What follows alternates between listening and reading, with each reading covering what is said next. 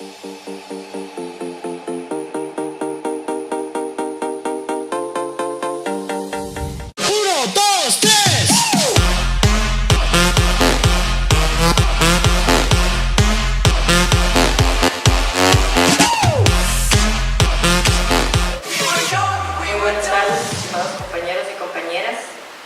ustedes bienvenidos a esta nueva y último día de jornada.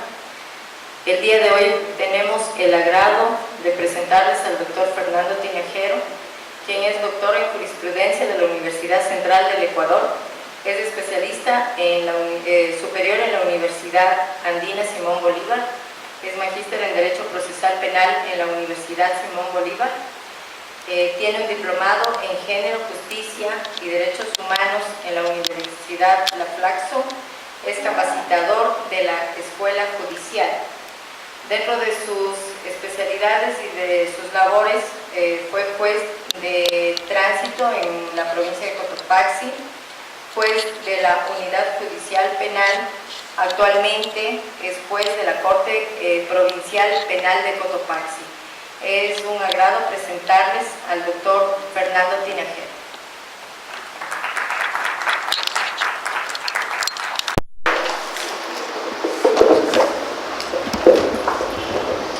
Bien, muchísimas gracias. La materia que voy a dar el día de hoy, muchos lo consideran con un carácter denso, esto es, no es muy bien conocida y por consiguiente la gente incluso tiene repelencia a la misma. Voy a tratar de reducir, en virtud del número de personas que se encuentran aquí, voy a tratar de reducir lo que hice por escrito para ir más bien a lo práctico y tratar de diseñar con ustedes qué es lo que nosotros debemos aprender en lo material, qué es lo que deberíamos tener como ejemplo y cómo debemos solicitar sobre todo una prueba de este tipo, que es lo que prácticamente existe falencia en el Ecuador y en sí en toda Latinoamérica.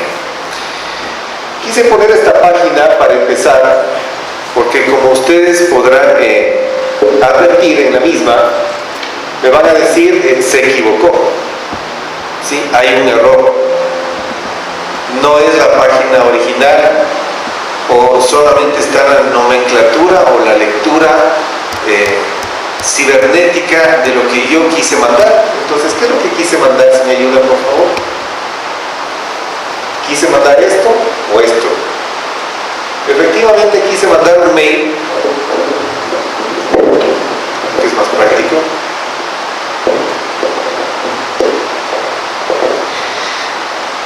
A través de mi correo electrónico quise mandar un mail a otra persona para que efectivamente conozca sobre un par de documentos que se ven acá, ¿sí?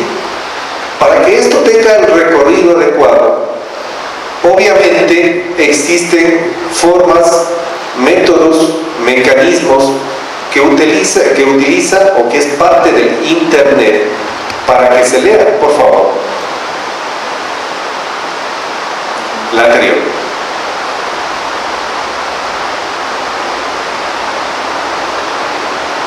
Entonces decía que nosotros tenemos una página como la que se exhibió al inicio, en la que únicamente nosotros vemos códigos, claves, numeraciones y muchas veces no entendemos de qué se trata.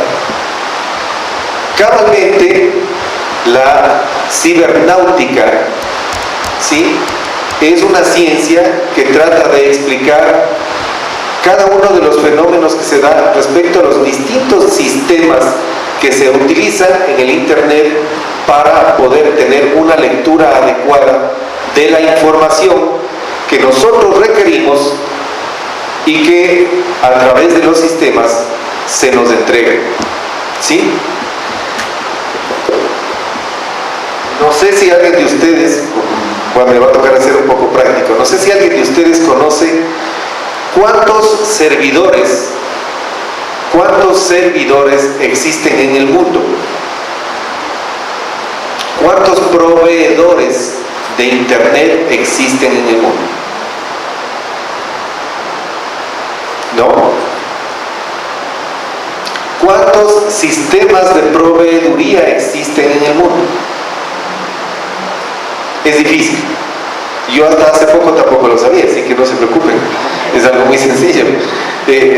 Simple y llanamente tenemos hoy por hoy dos proveedores. El uno es los Estados Unidos, a través de su sistema, porque ellos crearon el Internet. Y el otro hoy por hoy es China, que está tratando de nivelar su sistema a los Estados Unidos para poder conquistar el comercio y el mercado mundial, ¿sí? Pero hoy por hoy el Ecuador tiene un solo proveedor, que es cabalmente el Internet original, que tiene 5 bases.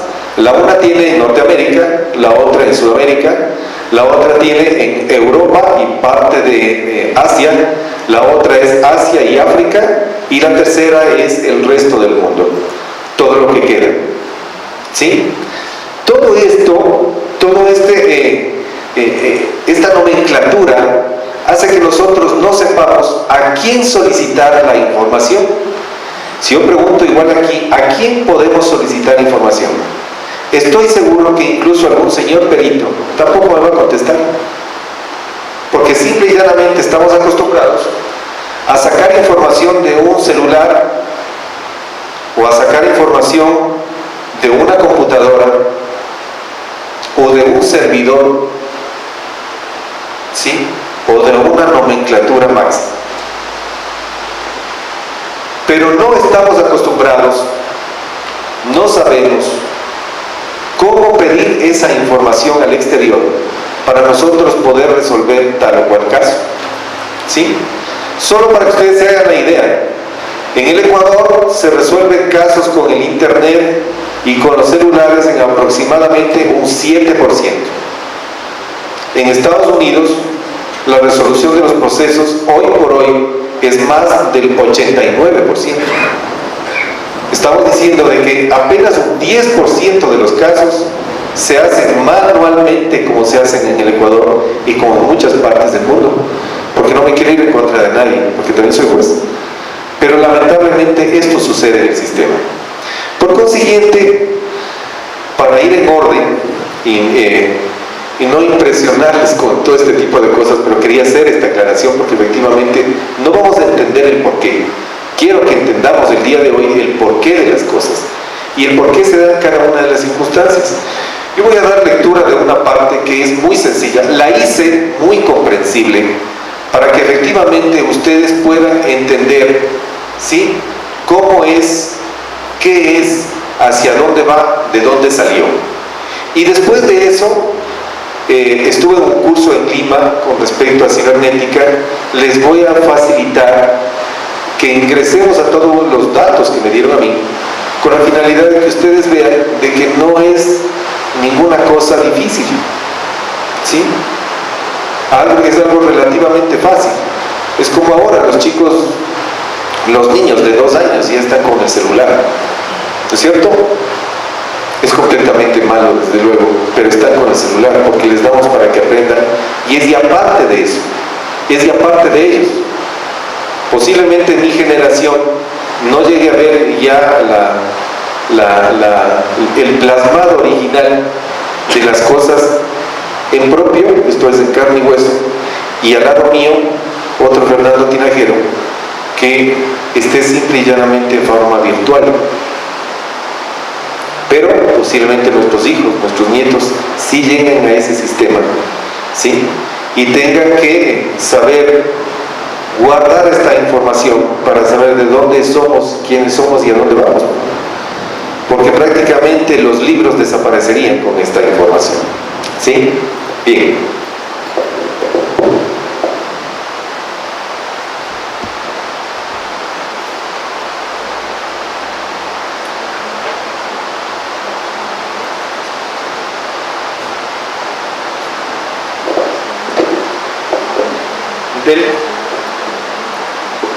Delitos informáticos y ciberdelitos. Para dar a conocer la relevancia de los delitos informáticos y ciberdelitos que hoy en día nos concierne y la serie de riesgos que conlleva navegar en la web, mediante la utilización de la tecnología de la información y comunicación, desde aquí en adelante conocidas como las TIC, herramientas esenciales y de uso frecuente de los ciberclientes y ciberdelincuentes para ejecutar sus actos delictivos. Los usuarios frecuentes de estos medios, cada vez que pensamos en los famosos delitos informáticos, se nos viene a la cabeza el fantasma de los hackers, como el peligroso delincuente que anda navegando por la red cometiendo sus infracciones. Para poder prevenir y sancionar este tipo de conductas ilícitas que afectan los sistemas y datos informáticos, secretos de comunicación, el patrimonio, la fe pública, la libertad sexual, entre otros, debemos saber que los ciberdelincuentes se esconden en el anonimato para cometer estos actos típicos antijurídicos y punibles. Para cometer y entender un poco más en este mundo de crímenes cibernéticos, es importante saber de su historia, cómo se ha ido desarrollando y evolucionando a través del tiempo. La historia del Internet se inicia durante la etapa del desarrollo de la gran ciencia norteamericana de los años 50. En el marco de la batalla tecnológica librada entre los gobiernos de Estados Unidos y Rusia, bajo el sistema de la Guerra Fría. Tras el lanzamiento del satélite Sputnik en 1957 por parte de la administración soviética, el presidente norteamericano Eisenhower ordenó al Departamento de Defensa la creación de una agencia de investigación avanzada que realizara estudios acerca del material bélico y de las comunicaciones. Tras la creación del ARPA, Agencia de Investigación de Proyectos Avanzados, Harry Roberts presentó a las autoridades del Departamento de Defensa el proyecto de la creación del ARPANET, la red de ARPA, y comenzaron en 1969, ya miren lo importante que es, desde 1969, las primeras pruebas para la conexión de computadoras de red militar, algo no sabido por la mayoría del pueblo mundial. De esta manera, los científicos de ARPANET demostraron que el sistema era operativo, creando una red de alrededor de 40 puntos conectados en diferentes localizaciones. Esto motivó la búsqueda de este campo, dando el origen de nuevas redes, y en 1982 adoptó el protocolo de TCP/IP, que es el transmisor de protocolo de control de transmisiones, conocido ahora como Internet. Una de las primeras definiciones sobre los delitos informáticos se estableció en 1983 a través de la Organización de la Cooperación y Desarrollo Económico. Definió como cualquier comportamiento antijurídico, no ético o no autorizado relacionado con el procesamiento automático de datos y o transmisores de datos. En este caso, troyano fue el nombre del primer virus masivo reportado por la IBM en 1984. A raíz de esto, varios estados de los Estados Unidos fueron los primeros en contar con una ley específica para proteger los sistemas informáticos de las instituciones públicas. Ojo con esto, porque el sistema de protección informática de la red del sistema ecuatoriano se creó recién hace 3 años.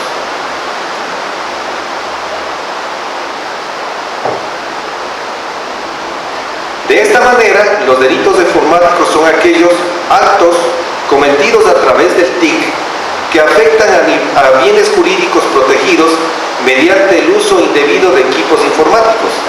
A simple vista podrían ser el patrimonio, la intimidad, la integridad física y o, lo lógico, los equipos de computación y páginas web cuando ella no implique las dos anteriores, como también otros bienes jurídicos tutelados por la Constitución. Los delitos informáticos o cibernéticos es toda actividad ilícita que se comete mediante el uso de computadoras, sistemas informáticos u otros dispositivos de comunicación. La informática es el medio o instrumento para realizar el delito. Y también tienen por objeto el robo de información, robo de contraseñas, fraude de cuentas bancarias, etc. El delito informático, el delito cibernético, son los nuevos verdugos de esta sociedad tecnológica. Mientras que la tecnología evoluciona, el delito crece. Recordemos la frase de Steve Jobs, que dijo: un ordenador es para mí la herramienta más sorprendente que hayamos ideado. Es el equipamiento a una bicicleta para nuestra mente y la comparación de la mente bajo la tutela y el recorrido de la misma bicicleta. La sociedad tiene que culturizarse acerca de la nueva era digital, porque los delitos cibernéticos de los cuales hablamos se diferencian entre delitos informáticos, delitos computacionales y delitos electrónicos.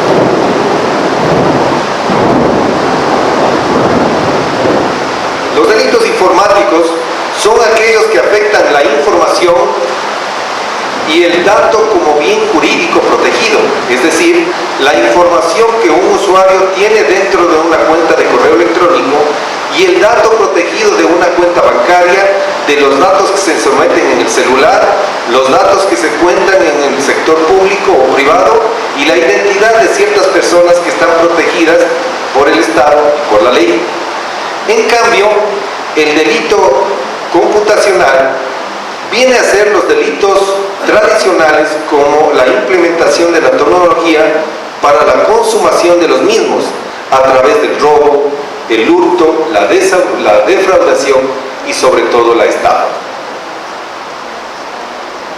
En nuestra legislación, el numeral 2 del artículo 186 del Código Orgánico Integral Penal establece a la estafa como el defraude mediante el cual o mediante el uso de dispositivos electrónicos que alteren, modifiquen, clonen o dupliquen los dispositivos originales de un cajero automático para capturar, almacenar, copiar o reproducir información de tarjetas de crédito, de débito, pagos o similares.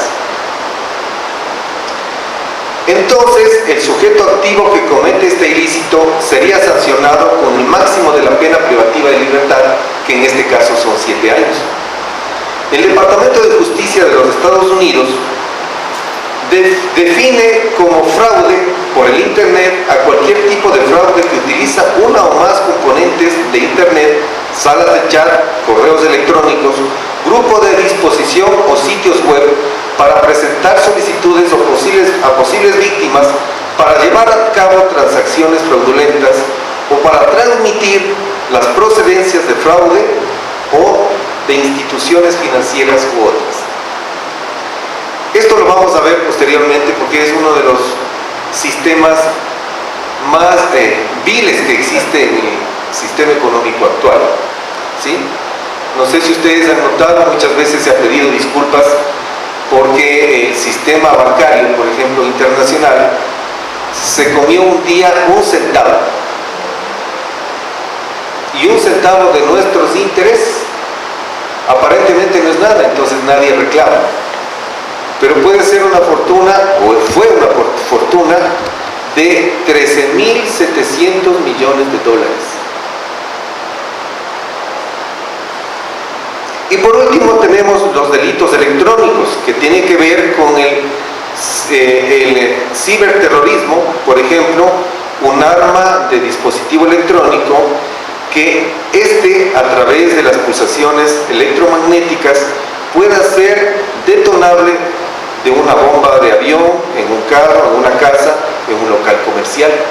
Esto es lo que se caracteriza, o como lo define, el delito electrónico. Esto es la utilización un dispositivo para que un tercer instrumento actúe en contra de alguien o en pro de alguien en beneficio. Los tipos penales que sancionen y tengan como verbos rectores el diseño, la introducción, la alteración, el borrado, la supresión, la clonación de datos informáticos y de cualquier interferencia o manipulación en el funcionamiento del sistema informático, entre otros, son conocidos como mecanismos y dispositivos informáticos. Se clasifican como un delito de mera actividad, porque la figura exige cumplir con una conducta descrita en el tipo penal para la consumación del delito sin importar el resultado posterior. De esta manera, el legislador adelanta las barreras de punibilidad al sancionar el solo hecho de fabricar, diseñar, vender, etc. Mecanismos y programas orientados a cometer distintos delitos previstos en la ley. Esta figura penal tiene mucha relación con la idea del conocido derecho penal del enemigo, porque se sanciona actos preparatorios alegados, la puesta en peligro de la seguridad informática, un ejemplo, el tráfico de datos de los usuarios o contraseñas obtenidos ilícitamente para cometer fraudes informáticos comerciales, equipos especializados en captura, interceptar información. Es el típico caso de una persona que tiene funciones de confianza en un banco. Esa persona sale del banco y de capricho se va llevando la información. Como no sabe utilizar la información, la vende. Hay sistemas por debajo que la compran para utilizar en los malwares. Los malwares son sistemas especiales que se usan para robar información y aprovecharse de la misma. Cabe manifestar que para la comisión de este tipo de delitos participan dos o más personas, entre ellas el sujeto activo y el sujeto pasivo. El primero es aquel encargado de efectuar o de realizar todos los actos conducentes para la comisión de la infracción, mientras que el segundo es quien recibe el acto delictivo. Esto es lo que de alguna manera podemos consolidar como que se da el proceso penal dentro de la comisión del delito informático. Por consiguiente, entra la comisión para efectuar un delito informático. Estamos hablando de comisión. De esta manera, nuestra legislación señala que para las infracciones pueden ser de ejercicio privado como de ejercicio público. Y como un dato relevante podemos aducir que no todos los delitos pueden ser considerados o clasificados como delitos informáticos por el mero hecho de haber utilizado un computador, un celular, una tablet, un iPod o algún otro medio tecnológico para esto. Para ello es indispensable precisar que estas conductas pueden ser consideradas como delitos informáticos y cuáles no. Por ejemplo, la calumnia. ¿Qué será la calumnia? ¿Es un delito informático? Es un delito de acción privada que se prueba hoy por hoy, en la mayoría de casos, mediante la utilización de medios electrónicos. ¿Sí? Por ejemplo, las famosas calumnias de internet mediante el Facebook. ¿Sí? Pero es de acción privada. Nada tiene que ver con propiamente un delito cibernáutico o cibernético o un delito electrónico. ¿Sí? Es una calumnia propiamente dicha. Por consiguiente, tenemos que hacernos el primer análisis ya de lo que vamos a revisar después. ¿Hasta dónde va nuestra privacidad? ¿Y hasta dónde va lo público? Hay dos criterios, ¿no? Hay dos criterios. El uno que podemos tener la mayoría de nosotros: nuestra privacidad es nuestra privacidad. Si yo hablo con alguien, ¿sí? Si alguien me manda una fotografía, puede ser con ropa o sin ropa, simple y llanamente es la privacidad entre esa persona y mi persona, ¿sí? Eso podemos pensar nosotros. Hay el otro criterio que señala que efectivamente en el rato que usted utiliza un dispositivo que está su información en manos de terceros, pues ya no es privada. Pero podemos considerarla de orden público. Puede ser utilizada por los fiscales, los investigadores. Puede ser considerada por un juez. Eso es lo que hay que revisar y lo vamos a ir viendo poco a poco si nos da el tiempo. ¿Qué es un hacker?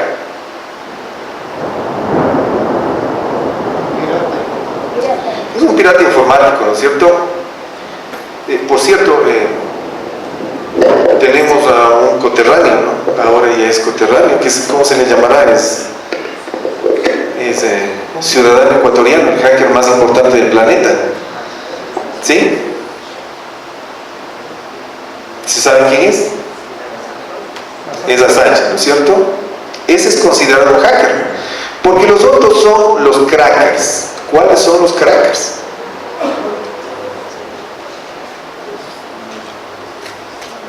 Son los chicos hábiles que tenemos el día de hoy, que si yo le presto mi celular, ¿sí?, en cuestión de 2 minutos se va a dar cuenta si yo salí del auditorio el día de hoy, o si salí de mi oficina el día de hoy, o si me fui a Salcedo el día de hoy, ¿sí?, o si estuve 2 horas parado en algún lado, ¿sí?, o si abrí o cerré el celular por cuánto tiempo o cuánto lo utilicé o no. Lo podemos hacer. Al menos yo lo aprendí en Lima. Es muy fácil. Realmente es muy fácil. ¿Sí? Y efectivamente nada es secreto. Porque si yo cojo el celular de mi esposa, cojo el celular de mis hijos, y ellos me lo abren o no me lo abren, igual voy a tener la información.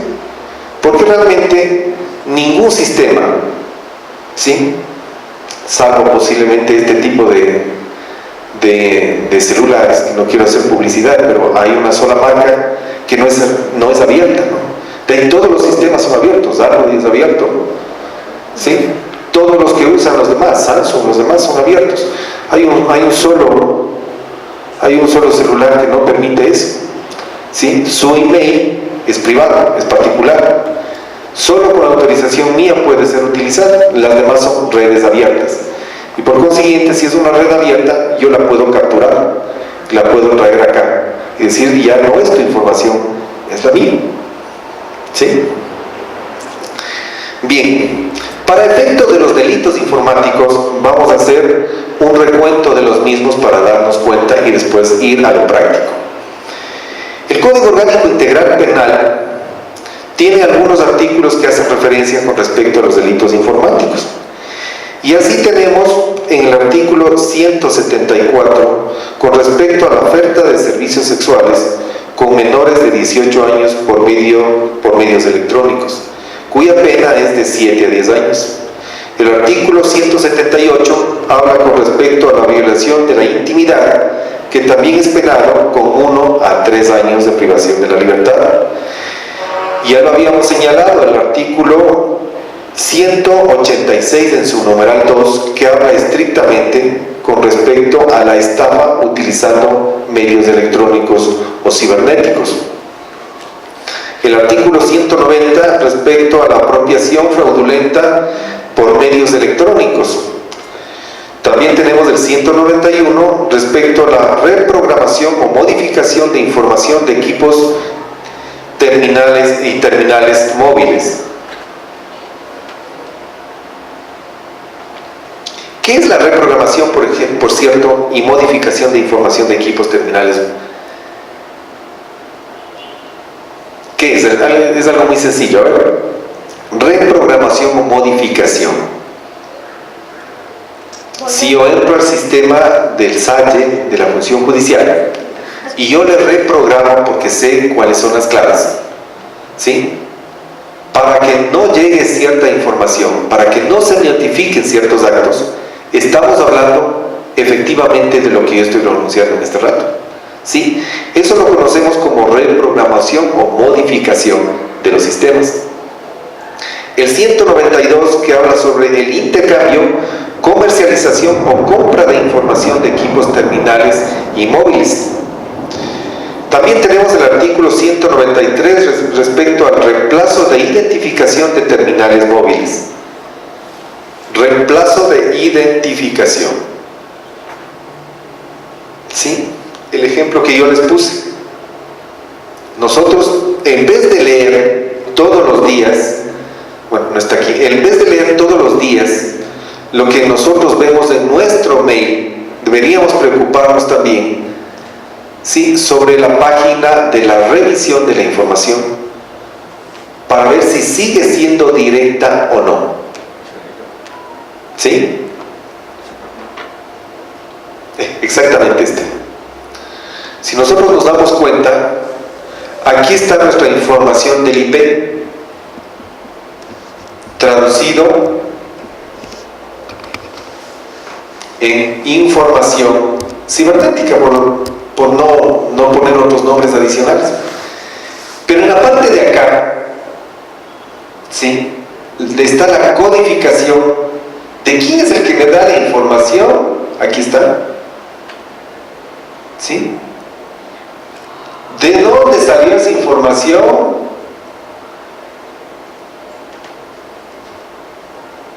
¿Quién nos proveyó?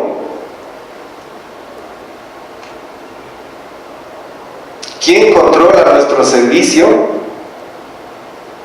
¿Y cómo nos llegó?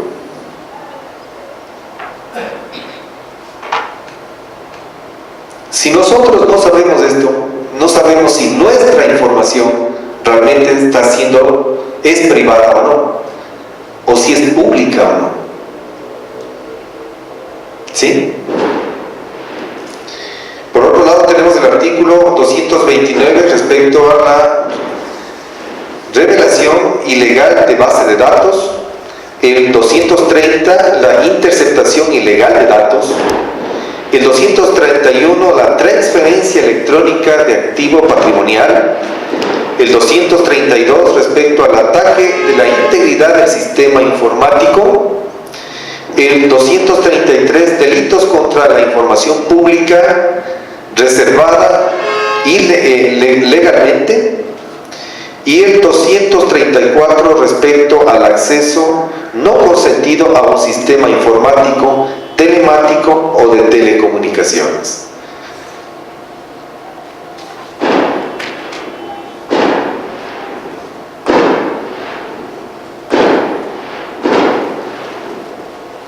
¿Cuándo sabemos que una información que nos llega por internet llega de una página original? Es otra de las circunstancias que nosotros deberíamos saber. Es la utilización siempre de un inicio. Cada página inicial empieza con HTTPS. ¿Sí? Cada página. Nosotros podemos poner www.funcionjudicial, pero cada vez que se abre una página, para ver que es original, en el rato que se abre, tenemos la nomenclatura HTTPS, que obviamente en inglés son la página de seguridad que mantienen las personas que contratan la página al servidor original.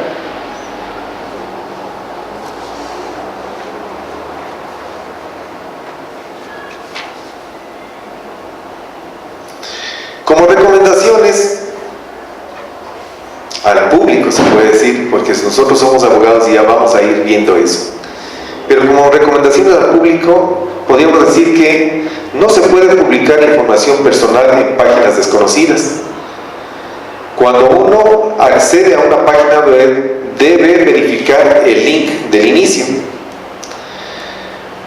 O las contraseñas deben ser seguras, y por lo general la sociedad utiliza fechas de nacimiento, nombres de familiares, nombres de mascotas, canciones favoritas, nombre de sus padres, de sus abuelos o de sus hijos, para determinar la contraseña que voy a utilizar.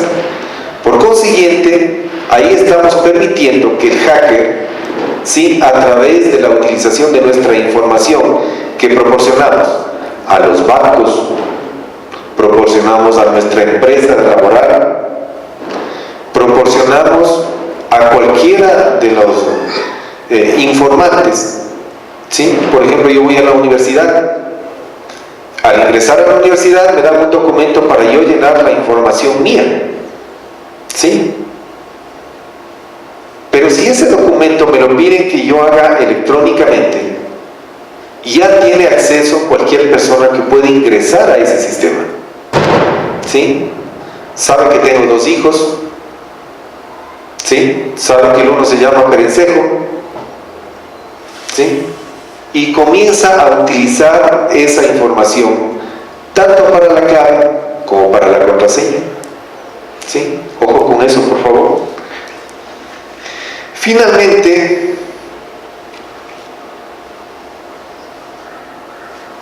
no debemos ingresar claves o números de tarjetas desde redes públicas. Eso es algo que hacemos con mucha normalidad. Yo utilizo mi computador de la red pública que utiliza Salle para entrar a mi banco, ¿sí? Cuando todos sabemos que simple y llanamente ese está bajo un servidor, el servidor está comprado, si bien es cierto, pero el proveedor del servidor es un particular, no es ni siquiera el Estado ecuatoriano, ¿sí? Y obviamente la utilización del malware, que son sistemas de registro de datos internos, puede permitir a cualquier Estado saber cuáles son mis datos personales.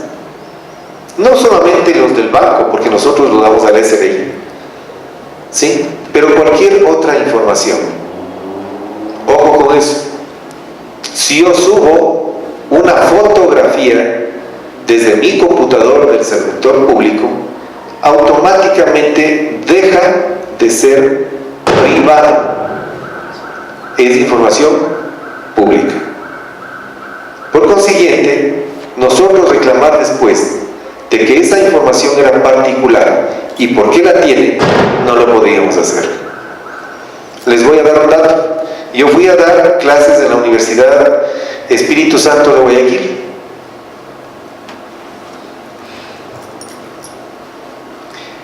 Y en el momento que yo pasé a que lean mi currículum, mientras leía mi currículum, ¿sí? El sistema de la universidad tiene un sistema muy avanzado, es el más avanzado del país. Automáticamente me buscó, me registró e instaló 2 fotografías, la una mía y la otra de mi hija. Y esa información solo la tenía o aquí o en mi correo electrónico. Y para serles franco, jamás mandé esa fotografía a nadie. Solo la tenía. Me la mandó mi hija alguna vez y estaba ahí. Obviamente yo abrí un sistema público y yo les pedí información y me dijeron, tenemos un malware. O sea, el malware es el lado malo de la cibernética, ¿no? Pero en cambio muchos lo usan. Muchos lo usan. El país disimuladamente dice que acaba de desarmar todo el sistema de información que tenía, ¿no es cierto? Esos son los malos. Entiendo yo que se gastaron algunos millones o miles de millones de dólares en eso. Creo que somos el 7º país que gastó en eso. Por consiguiente, claro, tienen registrado a todo el sector público. También deben tener esas 2 fotografías mías, ¿no? ¿Sí? Así que mucho ojo con eso. Bien, creo que vamos a hacerlo práctico, con la finalidad de que todos aprendamos de manera directa. Este es un malware, justo me ha puesto mi compañero, ¿sí? Dice, es un programa espía, recoge información, conductas en un dispositivo infectado, incluye, entre otras cosas, registrador de pulsaciones de teclas, capta las pulsaciones de las teclas, ¿sí? No es necesario entrar directamente, capta las pulsaciones. Y al captar las pulsaciones de las teclas, obviamente nos damos cuenta qué estamos escribiendo. Por consiguiente, no es ni siquiera necesario que yo grabe algo en el computador para que esa información esté o no registrada. Basta que me hayan puesto un registrador de pulsaciones de teclas para que lo que yo escriba y hasta me equivoque, ¿sí?, quede ya grabado en el sistema y pueda ser registrado. ¿Alguien sabía esto? Ese es el problema, pues que les dije que es un poco denso. Pero quiero que participen, ¿sí? Si alguien sabe sobre alguna cosa de estas, pues particípelo. Yo no soy un experto en cibernética, ¿sí? Nos dieron un día clases de cibernética para poder entender el curso, eso sí, porque si no, no lo entendía ni de chiste. Pero es con respecto a esto. Estas cosas nosotros no las sabemos. El segundo dice, monitores del sistema captan una variedad de actividades informáticas, sitios web visitados, comunicaciones a través de métodos que incluyen captura de pantallas. ¿Sí? Está instalado un malware en mi computador que automáticamente registra las capturas de pantalla cada vez que yo ingreso a un sitio web. ¿Sí? Yo ingreso a un sitio web y por consiguiente se capta automáticamente la pantalla para ver con quién estoy hablando, o a quién me refiero siempre, o qué vicios tengo, o qué cualidades tengo, ¿sí? Y va a un centro de cómputo para que sea recolectado y después revisado. El otro dice informales, ¿no? Buscan y roban información tal como acceso a credenciales y otra información confidencial. Lo que yo les estaba diciendo, ¿sí? Me instalan a mí un sistema en mi computador que yo digitalizo mi clave de entro al Banco Internacional, como vieron, ¿no? Entro al Banco Internacional, pongo mi clave, pongo mi contraseña y automáticamente en el rato que ya la pongo, las personas que manejan este módulo, sí, saben exactamente mi contraseña y saben exactamente cómo ingresar de mi cuenta personal del banco. No estoy diciendo que todo el país haya pasado por eso, pero efectivamente hay sistemas que se utilizan así. Y es muy común en Estados Unidos de que la gente gaste mucho dinero, las empresas, en evitar que estos malwares, ¿sí?, tengan acceso directo a su sistema. Es algo que aquí no nos pasa, pero que nos debería suceder, porque simple y llanamente estamos viviendo la buena de Dios y no estamos siendo parte de la integralidad de un sistema mundial. Por favor.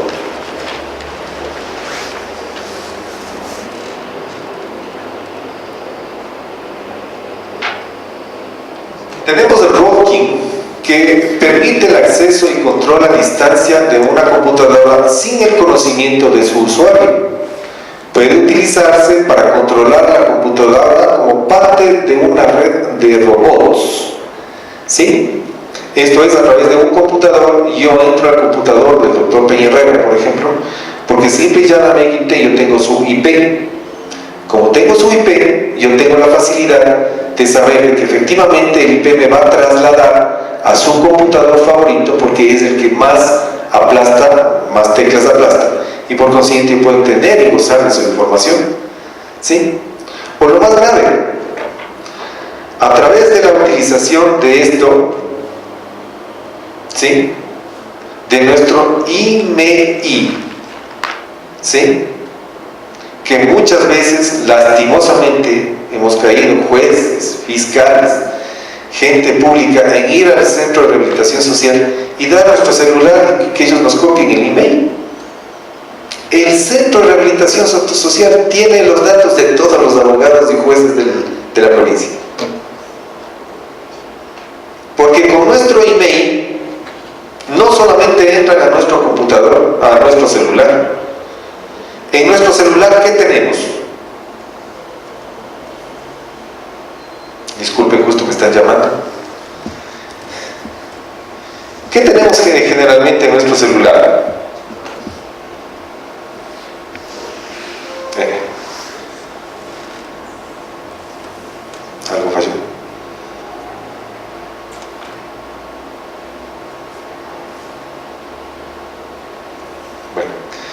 No se me habla, alguna cosa sucedió. ¿Alguien tiene un malware también aquí? Bien, abrimos nuestro celular y ¿qué tenemos ahí? Tenemos nuestro WhatsApp, Facebook, Instagram, nuestro mail y todas las conexiones en red que nosotros hacemos. Por consiguiente, con nuestro email de aquí, ¿sí?, yo puedo registrar no solamente lo que está en mi celular,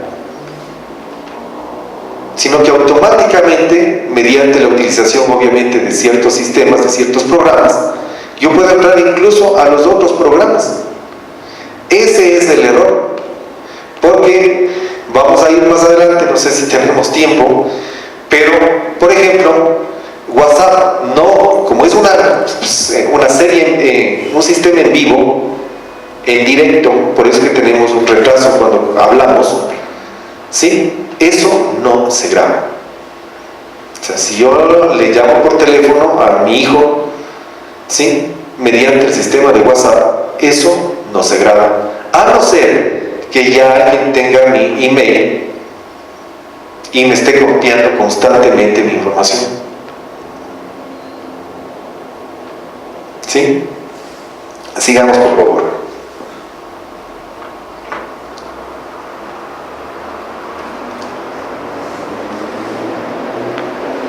Ya, tenemos también los códigos que aprovechan vulnerabilidades de seguridad. ¿Sí? Esto es un programa de software que es desconocido por su usuario o su proveedor. Se puede utilizar múltiples programas maliciosos al mismo tiempo. Sigamos, por favor. Bueno, esto ya está dado. Sigamos en otra. Salgamos de ese, por favor. Vayamos al siguiente, para tratar de avanzar.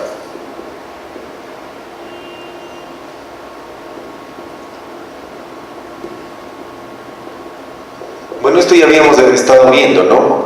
¿Qué es una red? Es un grupo de computadores conectados de una con otra. ¿Qué es un router? ¿Qué es un router? Muchas veces decimos, yo tengo un router en la casa, ¿sí? Entonces, ¿qué permite el router? Es pasar información de una red a otra red, ¿sí? Claro, doctor Peñarreira. Buenas noches, estimado doctor Peñarreira. Yo quiero hacer una pregunta. Todo lo que estamos viendo y escuchando ahora, efectivamente es un asunto en el cual todo el mundo nos sentimos en desventajas, y de pronto hablo por todos, pero yo me siento en desventaja porque nosotros somos usuarios de un sistema y a veces no tenemos mucha prolijidad de poder estar pendientes. Si es que el rato que se nos abre un programa de nuestra computadora, lo digo por mí, ¿no? O sea, yo no veo que sea el HTTPS, ¿no? Simplemente espero que se prenda y me pongo a trabajar. A veces no tengo la prolijidad. No tenemos una escuela desde nuestra formación primaria, al menos los que tenemos ya una edad media, como para que nos indiquen de que nosotros deberíamos tener cuidado con utilizando estos aparatos.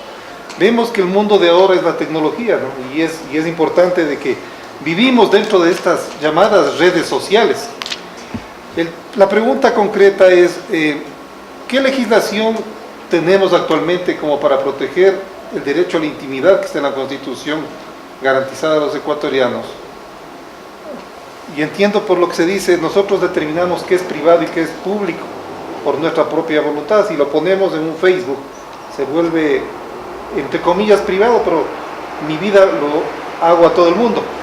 ¿Qué legislación tenemos nosotros o qué nos haría falta o qué debería hacer el Estado para legislar y poder de alguna manera contrarrestar los delitos informáticos y garantizar a sus habitantes de que puedan tener algún tipo de privacidad que está reconocida en la Constitución? Bien. A ver, sí tenemos una legislación al respecto en el país, pero es incipiente respecto a cómo podría funcionar. ¿Por qué razón? Porque los proveedores no son pues internos. Los proveedores de Internet son externos. El Estado ecuatoriano no es propietario del Internet, ni siquiera el Estado americano. Son particulares los dueños de Internet. ¿Sí? Como particular es Facebook, como particular es WhatsApp. Sí, ese creo que es. Aquí hay un ejemplo, por ejemplo, de lo que tú estás diciendo, Jorge. Efectivamente, nosotros tenemos la posesión del Papa anterior en el 2005. Y la diferencia, que es Benedicto, y la diferencia con la posición o la posesión del Papa en la misma plaza del Vaticano hace 2 años. ¿Sí? La utilización del Internet antes era aproximadamente, si le pasas por favor, hoy es 3.000 millones de personas. Solo existían 738 millones en el 2000. Entonces, controlar todo esto resulta difícil. Yo creo que este curso no fue dado solamente para informarles sobre la cibernética, sino ni solamente sobre el tipo penal, que ya les acabo de dar, sino de cómo podemos sacar la información que es hacia donde yo quiero ir. ¿Sí? Porque efectivamente nosotros, ¿cómo velamos nuestra información si no tenemos derechos reservados? ¿Sí? La información que tú subes al Facebook no tiene, bueno, hay tanto aquí, si le pasas por favor, de pronto la tengo en esta, síguele. No es un derecho reservado, síguele. No está en esta tampoco. ¿A qué me refiero? ¿Sí?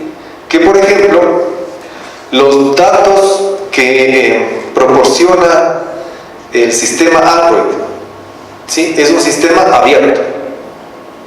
Como es un sistema abierto, nadie puede reclamar si yo te estoy usando un sistema Android. Yo escogí eso y yo estoy sometiéndome a ese sistema.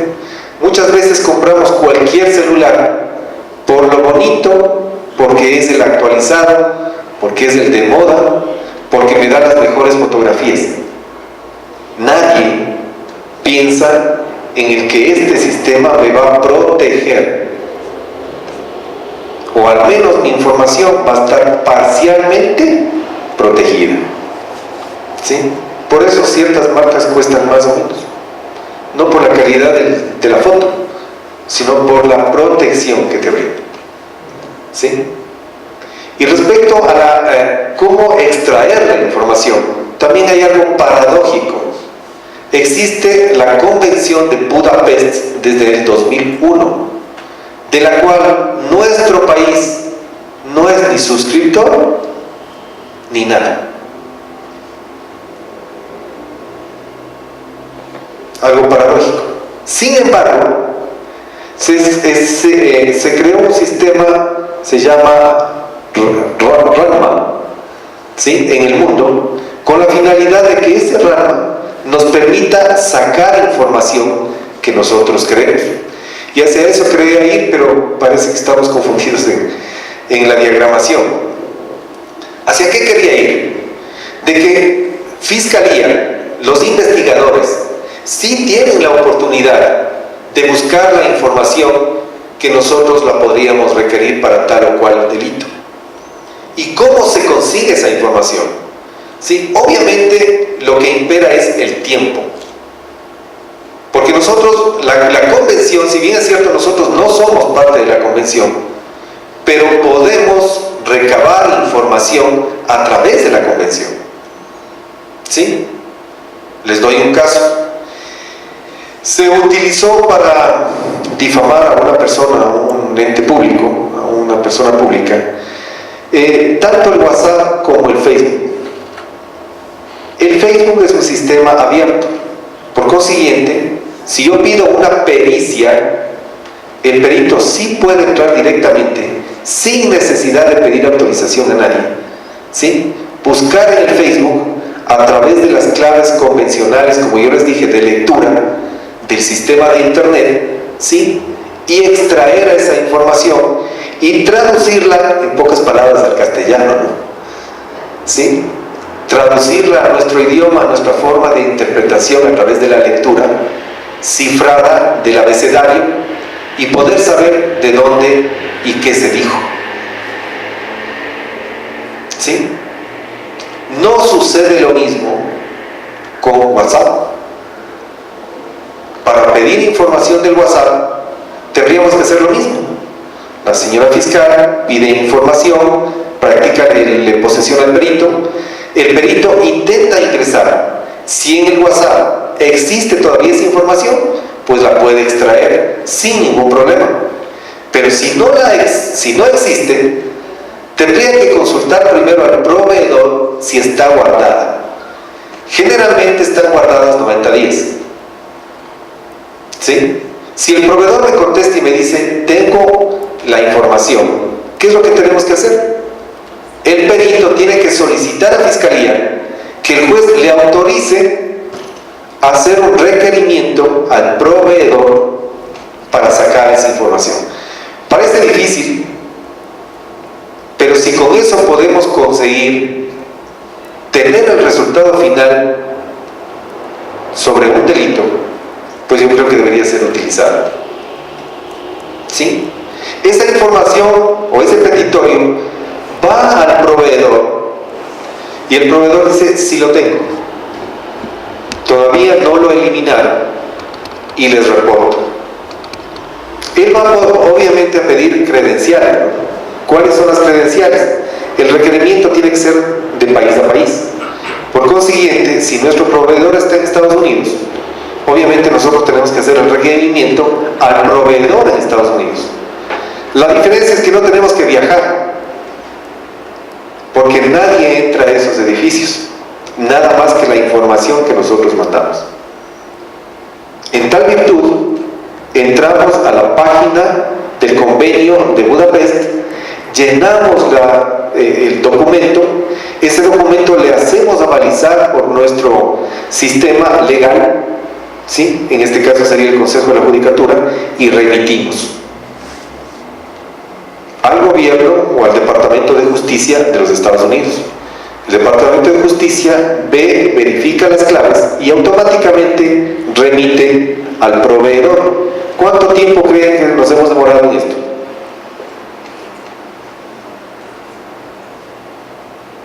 Sí, aproximadamente unos 15 días.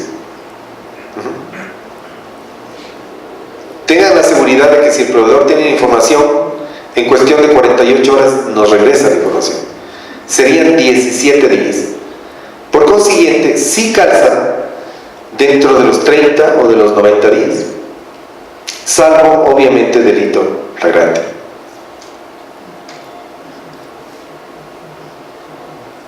¿Sí? ¿Alguna pregunta sobre esto, por favor?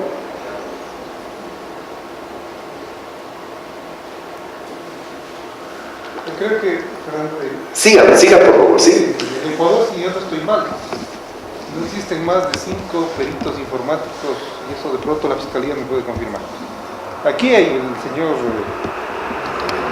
Caiza, no recuerdo si está bien, o es el señor Jaque. Exactamente, y es un perito buscado porque le nombran de perito en todo lado. Existen 4 o 5 peritos a nivel nacional, entonces eso da la idea de que en esta rama importante la función judicial, hablemos así, o el Consejo de la Judicatura, los que serían pocos peritos informáticos que existen, necesitaremos más. Bien, voy a repetir lo que dije inicialmente para recordarles.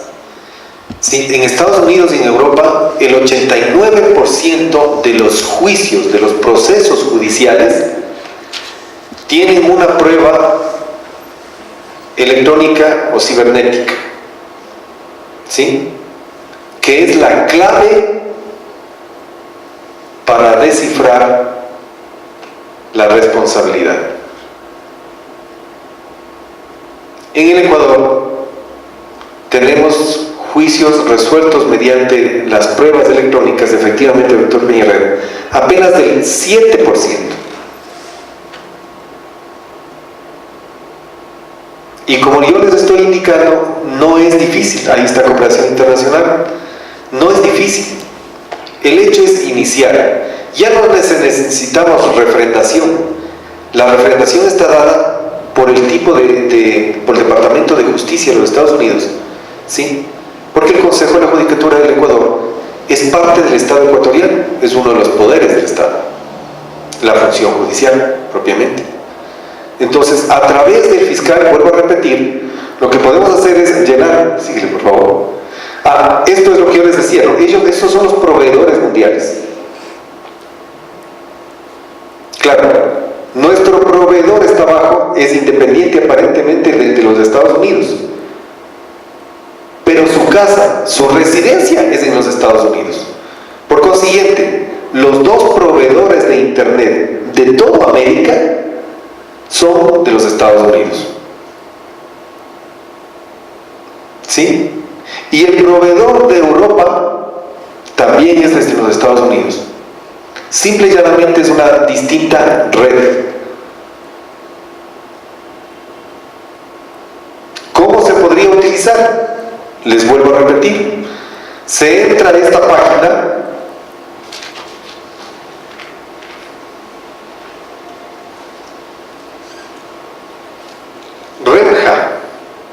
RENJA. Y se solicita información a devolver para esa información. Lo que sí sucede en el sistema es que nosotros tenemos un sistema mixto, ¿no? El sistema romano se llamaba y el sistema anglosajón. Entonces, como tenemos un sistema mixto, tenemos tiempos para la realización de la investigación de un proceso. Y como máximo nosotros generalmente tenemos los 90 días. ¿Sí? En exceso, cuando pedimos alguna otra cosa más, los 120 días. Pero no más. Entonces tenemos que aprovechar todo ese tiempo desde el inicio para pedir este tipo de pruebas. Lo que yo he apreciado es que no creo que sea responsabilidad de tal o cual fiscal, sino que el sistema está así. De que al último decimos, no he podido tener toda la información, me falta algo para yo llevarle a juicio, algo, pero nos acordamos al último, cuando ya no tenemos tiempo para pedir información de esto. ¿Sí? Cuando debería ser lo primero que se haga. En un proceso, no sé si ustedes han visto Justicia o El Testigo, alguna de las películas americanas que hablan respecto al sistema judicial. ¿Sí? En esa película se ve claramente de que ni bien empieza la investigación, Fiscalía ya remitió la petición de eso.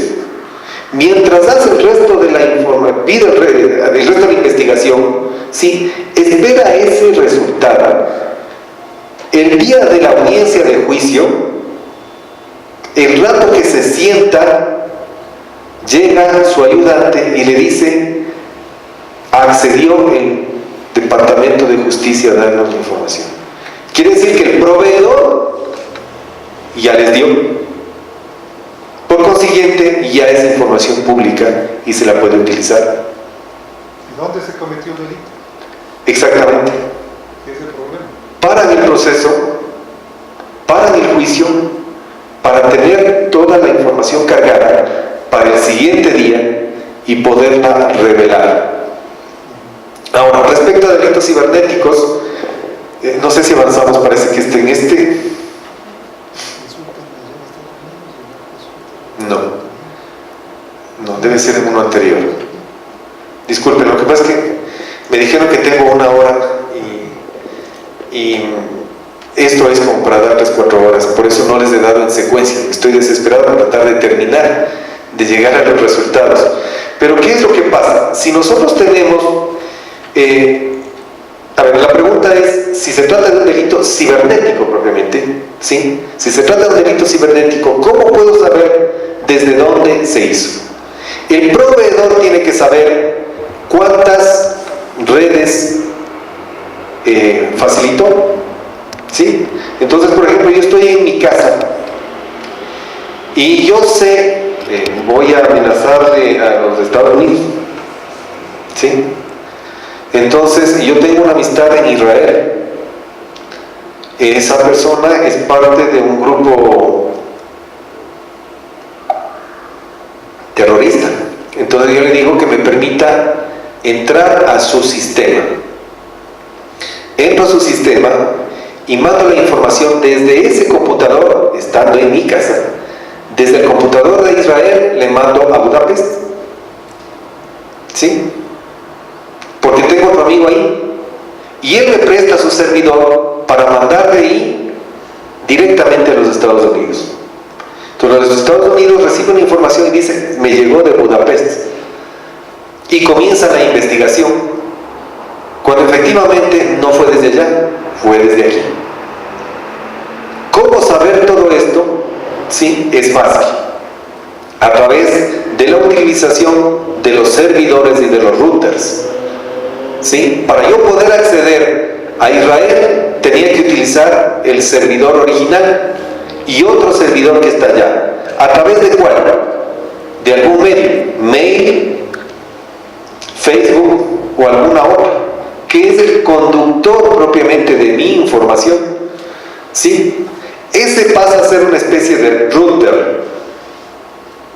¿Sí? Mi información pasó a través de un tercero, que es uno de los que proporcionan esto, me proporciona Facebook, me proporciona WhatsApp, pasó allá para que llegue a Budapest. Y llega con un IP, porque el mío es único. Por más de que yo compre el mismo computador, use mi mismo nombre, abra el mismo mail, ¿sí? El IP que yo uso en este rato aquí no es el mismo del de Budapest, ni es el mismo de Israel, ni de ninguna parte del mundo. Va a coincidir posiblemente la numeración inicialmente, ¿sí? Porque obviamente no podemos tener distintas numeraciones siempre. Por ejemplo, la numeración mía es, y me la sé de memoria, pero sí tengo una numeración, ¿sí? Y termina en 333, ¿sí? Esa es mi numeración. Esa numeración va a aparecer en los Estados Unidos después de leer toda la página que nosotros vimos.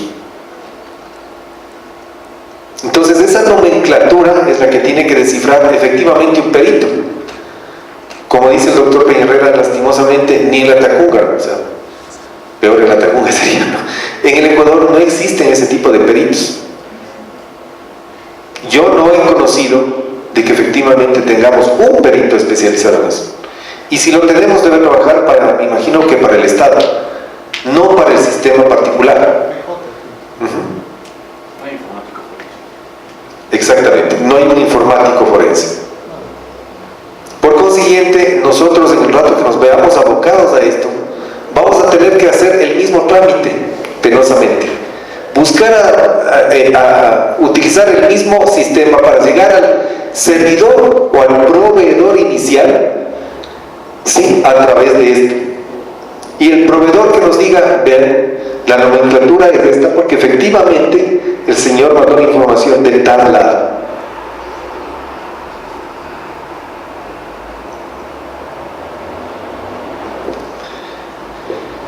Bien. ¿Alguna otra pregunta? Quisiera que los chicos a ver si preguntan.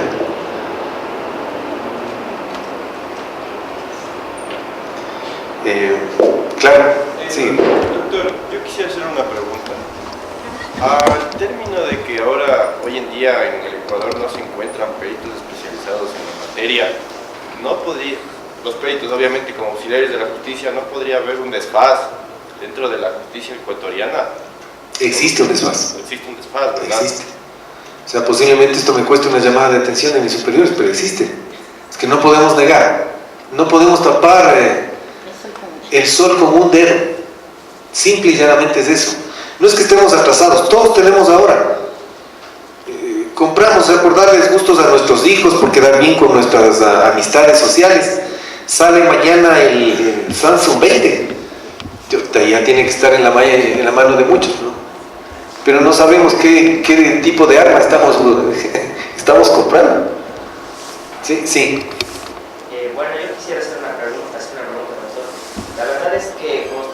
a veces la legislación sobre el Internet es un tema un poco complejo, la verdad. En muchos países se ha intentado implementar legislación sobre Internet de manera un poco, a mi opinión, un poco mala, porque ciertas cosas que podrían considerarse libre expresión dentro de las redes sociales son tachadas de manera de acoso o de algún tipo de delito, de una manera tal vez un poco exagerada también, dependiendo de las ideologías que se manejan en los distintos países.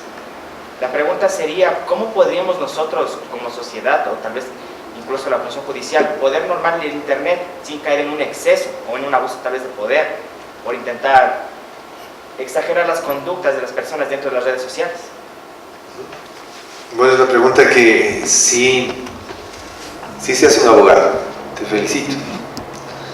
Efectivamente, es la gran pregunta, porque si el proveedor es un particular, ¿cómo le exigimos que me dé esa información? Si el proveedor es un particular, ¿cómo le exigimos de que conserve esa información como privada? Por consiguiente, el que hace la privacidad, como efectivamente alguien, creo que fue el mismo doctor Peña Herrera, lo dijo inicialmente, la privacidad la haces tú mismo. ¿Sí? Decíamos, ¿cuál es la barrera entre lo público y lo privado? Si en esto no existe público, el sector público no es dueño de la información, salvo que tenga instalado un malware, por ejemplo, en alguna institución, para sacar de mala manera la buena información. O sea, el Estado está preocupado, en pocas palabras, de que la misma función judicial o la fiscalía funcione bien, y dice, vamos a instalarles esto para ver si realmente ellos están funcionando bien y están haciendo quedar bien a mi país y están trabajando correctamente. Ese es su pensar. El tuyo no va a ser el mismo. Vas a decir tú, me están revisando mi información, mi trabajo, y están invadiendo mi privacidad. Sin embargo, como es un malware, tú no sabes si está instalado o no, si existe o no, si tienen tus datos o no. La única forma de saberlo sería, igual, entrar y solicitar la información al proveedor, y que el proveedor te diga si tu email, si tu IP, ¿sí? Si tu WhatsApp está siendo o no utilizado o subordinado. La utilización es la utilización directa, ¿no es cierto? O sea, mientras tú estás trabajando en tu celular, hay veces que salta, ¿sí? ¡Pac! Se pasa otra cosa. Quiere decir que posiblemente están utilizando tu mismo celular y están revisando lo que tú estás haciendo en ese rato, ¿sí? ¿O cuál es la otra forma? La otra forma es que sin yo moverle, me estén utilizando mi información y me la estén sacando. Obviamente, bajo las excepciones que les estoy diciendo, porque es muy difícil entrar a la... Hay otro, en vez de WhatsApp, Telegram, que está ahora de moda. Pero, sin embargo, si nosotros hacemos el celular y vamos subiéndole un poco, despacito, y utilizamos el dedo de abajo, haciéndonos la idea de que están los números aquí. A ver, no se me abre. Ahí están los números, ¿sí? Entonces tú más o menos sabes tu celular cómo están los números puestos, o cómo están los de un Samsung o de cualquier otro, y tú comienzas a manipular exactamente así, pero en la página 0, en esta, y comienzas a moverle despacito, para arriba o para abajo. Puede ser que tú abras el celular de tu hijo o de tu pareja, y te vuelvo a repetir, ¿era información privada? O si ya la subiste, ya es una información que se hace pública.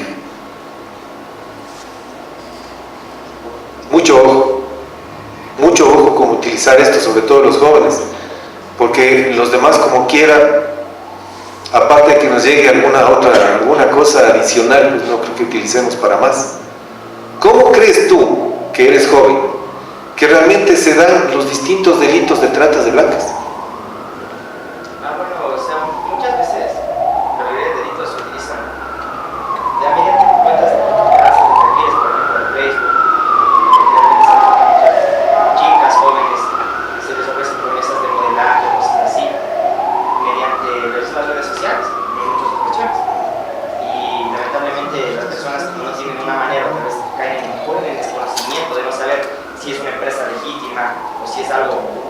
realmente comprobado tampoco se toman la molestia muchas veces los jóvenes, pues caemos en eso o creemos en eso.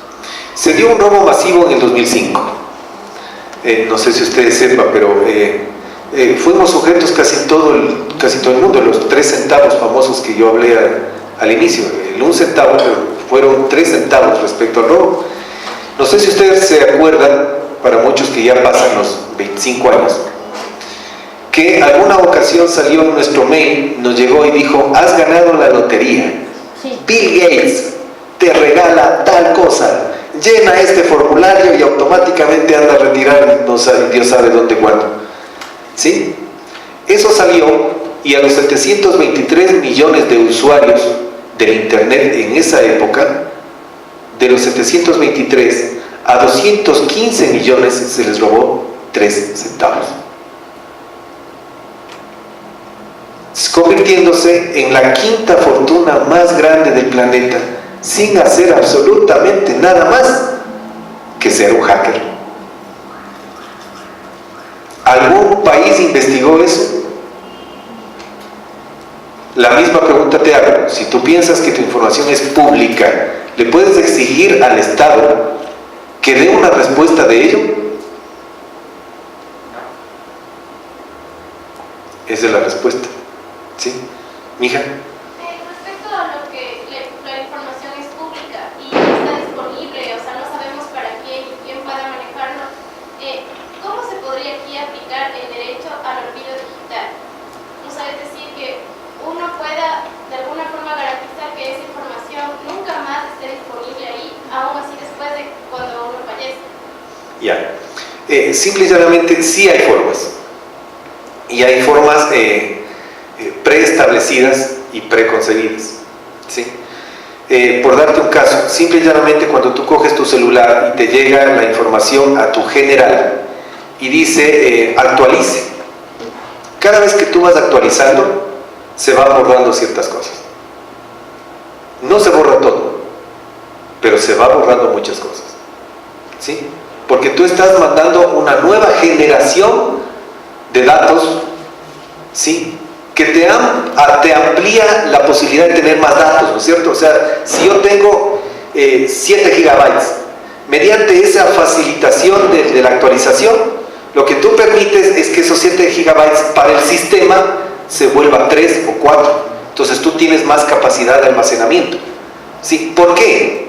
Porque simple y llanamente el sistema o ya lo aguanta y elimina, o te da la posibilidad de hacer un zip, ¿sí?, de almacenar, de concretar y que se quede en la nube. Y eso algún rato obviamente desaparece, porque no toda la información se la puede mantener, porque tendríamos, si no, ya tendríamos una nube, una estela de tercera o de cuarta dimensión en el mundo, y no la tenemos hasta ahora, ¿no? Pero esa es una de las formas. 2, cambiando siempre tu contraseña, acostumbrándose a tener anotado en otro lado, en tu casa, ¿sí?, tu contraseña si te olvidas, y hacerte la idea de que cada 2 o 3 semanas tienes que cambiarla. Pero ¿qué es lo que hacemos nosotros? Nuestro cerebro hace logaritmos, ¿sí? Yo tengo ahora mi clave 1379. Como mi cerebro hace un logaritmo, cuando tú vas a poner el dedo y vas a cambiar la clave, automáticamente haces lo que tu cerebro te dice. Es desconocido, pero 1, 3, 4, 7, pondré 9, 4, 9, 8. Y tú piensas que eso nadie va a saber. El cerebro tiene un logaritmo también. Por consiguiente, es bueno ir cambiando constantemente y anotando, y así tu cerebro ya no te dé logaritmo, sino simple y llanamente tú has cambiado de dígitos y se acabó. Y la tercera, tu email y tu IP, que son las formas. No sé si ustedes han visto las películas, ¿no? Hay una canción con respecto a que uno está parado aquí, y creo que es de Robin Williams, y arriba está el código de barras. Ese es tu IP, ¿sí? Ese es tu IP. ¿Y cuál es tu email? ¿Sí? Tu digitalización del código de barras, o sea, la transparencia, el doble. ¿Cuál es el 1? uno, el código de tu celular. ¿Y cuál es el otro? El código por WhatsApp, y solo estás haciendo por Instagram o estás haciendo por Facebook. ¿Sí? Bueno, la Facebook sí es abierto, ¿ah? Cualquier perito puede abrir Facebook. Y todo lo que hayas escrito, incluso iba en Messenger, ¿sí? Eso puede ser copiado, no está borrado. Si tú borraste una conversación personal con tu enamorado en Messenger, pues el perito lo puede abrir y lo puede ver. Nada se borra de esos sistemas. Absolutamente nada. Eso sí quiero ser claro, porque tampoco voy a decir de que todo se borra. No. Lo del Facebook no se borra, o sea, eso es una red abierta. Por eso fue la más popular, porque es abierta. ¿Sí? Pero es la más nociva para efectos de privacidad. ¿Sí? Y lo otro es obviamente el IP. ¿Sí? Tener mucho cuidado de tu correo. Siempre que tú vayas a cerrar tu computador, que vayas a cerrar tu celular, que es muy difícil, pero no lo tengas abierto siempre. Procura cerrarlo y abrir cuando lo necesites. Es la única forma de controlarlo. Entonces, ¿quién da la privacidad? Yo. Por cierto, no estoy diciendo que son datos públicos, ¿verdad? No son datos públicos, no pueden tener información. Lo que estoy diciendo es que pasa a ser público lo privado, no del Estado, porque no confundamos. No quiere decir que es público porque es del Estado, ¿sí? Pasa a ser público porque ya no está bajo mi resguardo privado, ¿sí? Porque yo ya lo compartí con otra persona, así sea mi hijo, mi enamorada, lo que sea, ya lo compartí. Entonces ya es de dos, ya no es privado. ¿Qué es privado? Lo que yo hago para mí.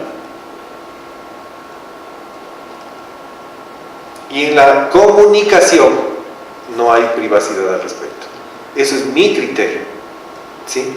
Y creo que es un criterio llevado por las grandes cadenas que tienen cabalmente los servicios de Internet, ¿sí?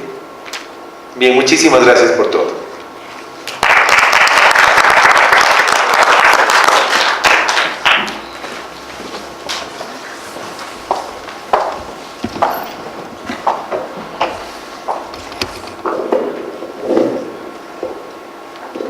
Estimado doctor, estimados compañeros, queremos hacerle la entrega de un pequeño detalle, doctor, con el cual nosotros queremos expresar nuestro agradecimiento, sobre todo por este tema tan importante y que no es común en las capacitaciones.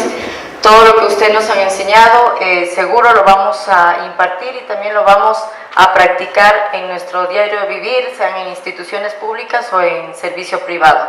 Doctor, muchas felicidades, le agradecemos muchísimo por este evento tan bonito que nos ha hecho hacer el día de hoy. Gracias, doctor.